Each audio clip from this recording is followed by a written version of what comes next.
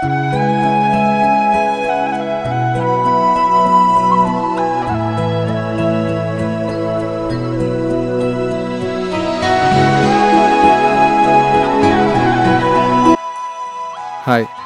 I'm Mohan. ఇది నా room. చూసారుగా ఎలా ఉందో. ఇక నా లైఫ్ చూద్దురు రండి.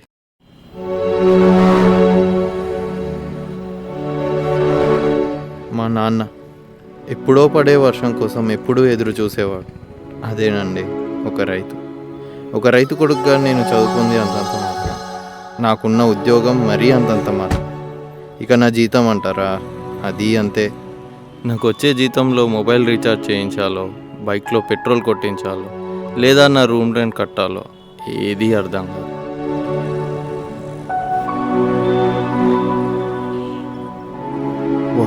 What a bike! రోజు ఈవినింగ్ నాకు ప్రేయర్ చేసే అలవాటు ఉంది. దేవుని మీద నమ్మకంతో కాదు, ఒకవేళ ఉంటే నా కోరికలు తీరుస్తాడని. మోహన్, ఎవరు? నేనే మోహన్. మీరేనా స్వామి? నేనే మోహన్. ఏంటి రోజుకన్నా ఈరోజు చాలా చిరాగ్గా కనిపిస్తున్నా? ఏం చెప్పాను స్వామి, ఈ ఫోన్, ఆ బైక్, ఈ రూము, శాలరీ, ఈ జీవితం నాకు నచ్చినట్లేదు స్వామి.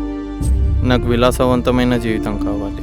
సరే, నువ్వు అనుకున్నవన్నీ నెరవేరుస్తాను. అలాగే నీకు ఇంకో 2 రోజులు దర్శనమిస్తాను. ఇక సెలవు.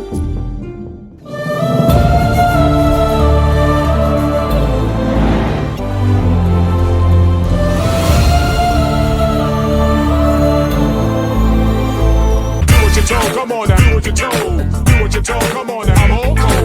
Do what you're told. Come on now, do what you're told. Do what you're told. Come on now, I'm on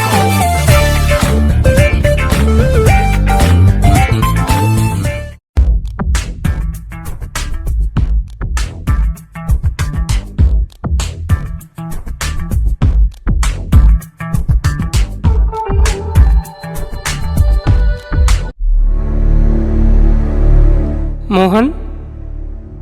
స్వామి, ఏంటి మోహన్, ఈరోజు చాలా ఆనందంగా కనిపిస్తున్నావు? నాకు నచ్చిన లైఫ్ ఇచ్చినందుకు చాలా హ్యాపీగా ఉంది స్వామి. సంతోషం నాయనా. ఈ వరం అసలు రహస్యం ఈరోజు చెప్తాను. నువ్వు ఈరోజు గడిపిన జీవితం అంతా నువ్వు మాత్రమే అనుభవించేలా వరం ఇచ్చాను. కానీ నిజానికి నువ్వున్న ఈ ఇల్లు, నీ ఫోను, నీ బైకు అన్నీ పాతవే. కేవలం నీకు మాత్రమే కొత్తగా కనిపించేలా వరం ఇచ్చాను.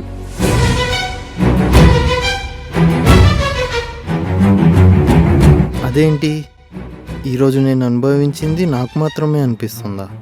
అందరికీ నేను పాత మోహన్ నేనా? కానీ నాకు కావాల్సిందే కదా నేను అనుభవిస్తున్నాను. ఇంకేంటి? కానీ అది అవతల వాళ్ళకి తెలియకుండా నేను ఒక్కొన్నే అనుభవిస్తే దాన్ని పిచ్చి అంటారేమో.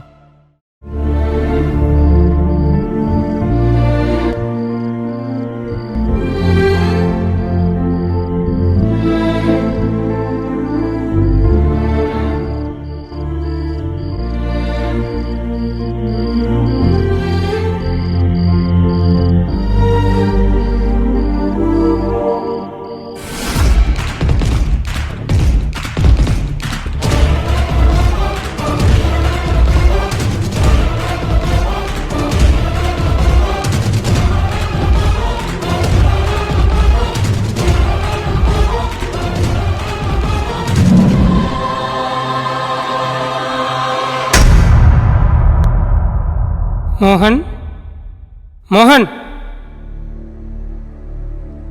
ఏంటి స్వామి ఇది? నాకంతా అయోమయంగా ఉంది. ఇప్పుడు అర్థమైందా నాయన? కష్టం లేకుండా సుఖాన్ని మాత్రమే కోరుకుంటే కలిగేది బాధ మాత్రమే, సంతోషం కాదు. కష్టంతో పాటు వచ్చే సుఖం మాత్రమే సంతోషాన్ని ఇస్తుంది. అంటే మీరు నాకు ఇచ్చింది వరం కాదు, శాపం. దయచేసి మీరు ప్రసాదించిన వరాన్ని వెనక్కి తీసుకోండి. నేను కష్టంలోనే సుఖాన్ని వెతుక్కుంటూ ఆనందంగా జీవిస్తాను. నన్ను క్షమించండి. అలాగే నాయన, తథాస్తు.